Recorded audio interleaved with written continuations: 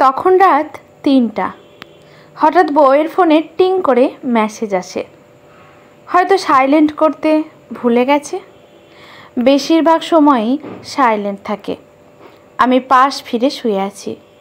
বুঝতে পারলাম বউ মেসেজের জবাব দিচ্ছে। আমি তবুও না জানার ভান করে শুয়ে আছি। প্রায় ৩০ মিনিট চ্যাটিং করে ফোন রেখে ঘুমিয়ে পড়ল। আমি চুপি চুপি তার ফোনটা নিয়ে দেখছিলাম মেসেজগুলো। যদিও এটা উচিত না, তাতে বউয়ের সন্দেহ করা হয়, কিন্তু স্বামী হিসেবে আমার দায়িত্ব বউ কোনো ভুল করছে কি না তা দেখা। হ্যাঁ, যা ধারণা করেছিলাম তাই। পুরনো প্রেমিকের মেসেজ, কিছু আবেগী কথা আর কান্নার ইমোজি। ঘরে তখন ডিম লাইট জ্বলছিল। আমি ডিম লাইটের নীল আলোয় তার মুখটা দেখছিলাম। মায়াবী, তবে কষ্টের ছাপ লেপ্টে আছে। এতদিনের ভালোবাসা এত তাড়াতাড়ি হয়তো ভুলতে পারছে না, কিন্তু ছেলেটির উচিত তার সাথে যোগাযোগ অফ করা। সে এখন অন্যের বউ।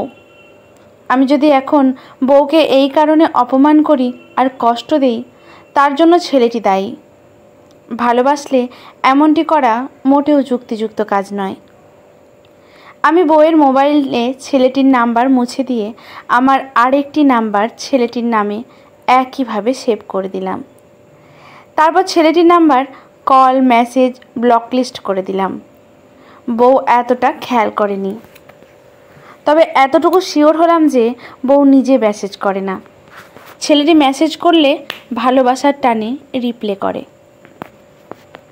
ভোর হয়ে গেছে। মাইকের আজানের মিষ্টি সুর শুনতে পেলাম। বউয়ের কপালে চুমু দিয়ে তার ঘুম ভাঙালাম।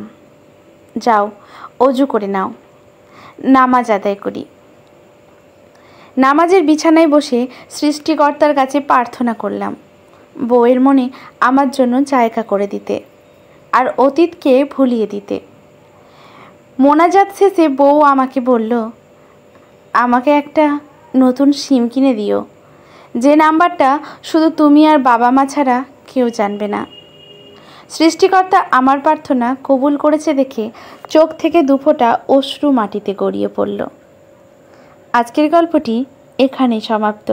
ভালো লাগলে লেখকের প্রতি শ্রদ্ধা জানিয়ে লাইক, শেয়ার, কমেন্ট করে পাশে থাকবেন আরও এরকম নতুন নতুন গল্প পাওয়ার জন্য। ধন্যবাদ।